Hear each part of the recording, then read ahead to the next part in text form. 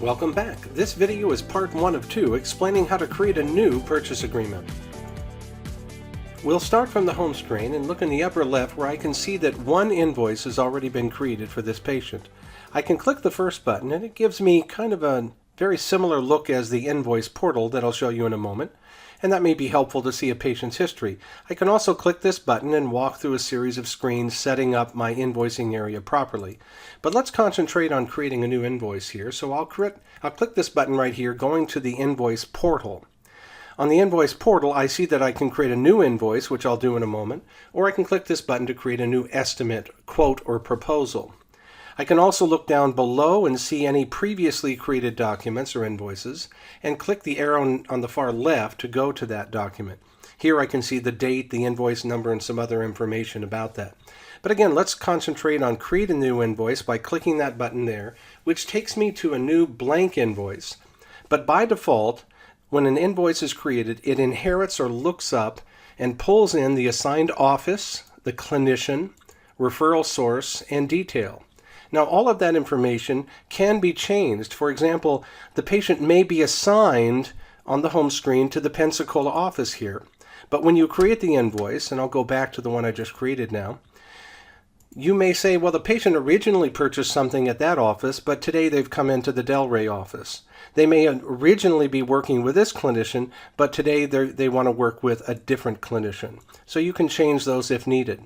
They may originally have been referred by this referral source, but again, you can change the referral source and the detail to something else if desired. Let's look a little bit further.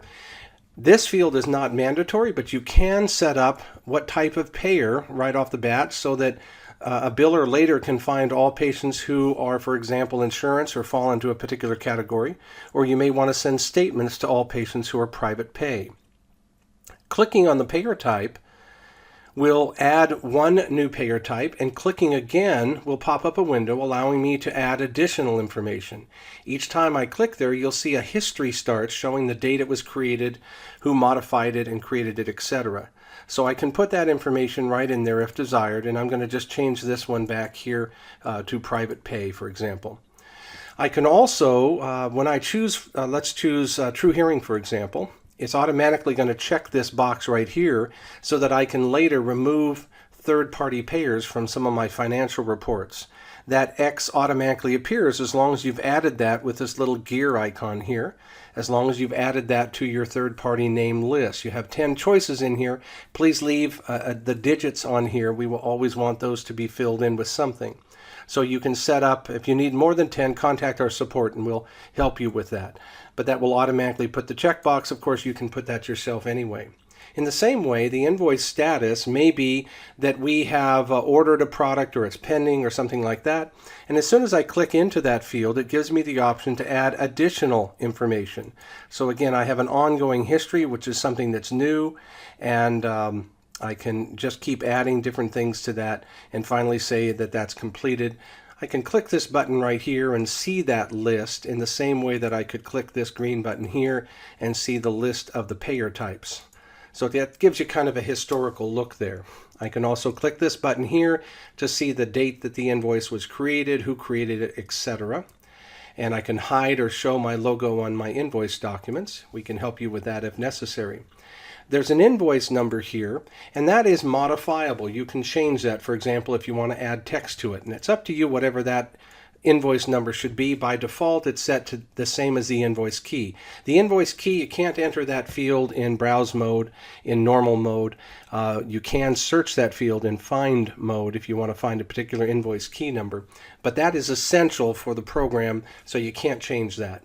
The fit date has been requested by some of our customers for billing purposes, and if you put in a fit date there, then what that does is it changes it to blue, just letting you know that that's been filled in.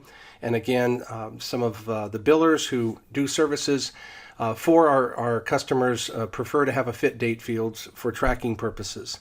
The invoice date is automatically the day that the invoice is created, but you can change that date to anything else if desired. As we go down, we see a restocking fee. If you want to have a restocking fee automatically show up on the invoice, you can enter that right there, if any. And then we see here, we've already chosen a payer type, as you saw earlier, but just in case, you can see the payer, the assigned payer for that particular patient right there. And you can also assign that payer in the upper right area here, where, very similar to the home screen area, you can actually assign a payer here for primary, secondary, tertiary, etc. So we'll close that window there. And you can click this button right here, and it gives you the ability to add a guarantor, or to, if you already have one, to say that you want correspondence to go to the primary or secondary. Clear that right now since we don't have a guarantor. So that's what that button does right here. And then finally, in the top section, we have a couple of buttons over here. And this is the ability to mark this so that your biller may be able to find all of your claims that need processing later. And as you could see, it turns the tab red. So I can click this button and that will show us later. Let's go to the CMS 1500 area, and we see that this is included, and the biller can simply click a button to find all pending claims like that, and it makes it a little bit faster. So to go back to the sales area, by the way, there's a little star here and it says sales screen. So I'm going to click on that, and that's the fastest way to get back here if you're in another part of the invoicing module. So I've marked this particular one for CMS processing. I can also click here, and what that does is it shows me a history, if any, of the patient's visits if you're using our scheduling appointment module. And you can, for whatever reason, might have value for you to see the different times that the patient may have come in and why. And then finally, on my screen here, I'll have to scroll over to show you that if you have a wide screen, you can see a history of all previous appointments and that sort of thing for the patient. In this case, I'm going to just do a quick search. I've isolated just one of those records for her, but she actually has two, and now we can see those off to the side. That area off to the side is very similar to this button right here, and that's for people who don't have a wide screen and can't see the area off to the side. Clicking right here just creates that list in the limited area of a monitor that may not be wide. If I click the Show All Invoices button, you'll see all of that information now off to the side or in the pop-up, and I can kind of scroll through and even click here and see all of those different invoices just by clicking that button there. It's very similar as to clicking Patients on the home screen, and it just gives you the easy way to navigate from one invoice to the other. So we're going to cover the creation of the actual invoice in a subsequent video, including printing it and all that. But I do want to just mention that the Sales tab here will be visible to most staff members, but the Estimates tab or Commissions tab may not be. Now, for example, if your rights do not allow you to create estimates, you may not see that tab, or you may not see the commission area here. We'll cover those videos those topics rather in a separate video, but I wanted you to be aware of what that does there. We'll cover the templates area in a separate video, and then we'll, in the video right after this, part 2, we'll cover how to create the invoice, but I just wanted to show you a couple of things about that.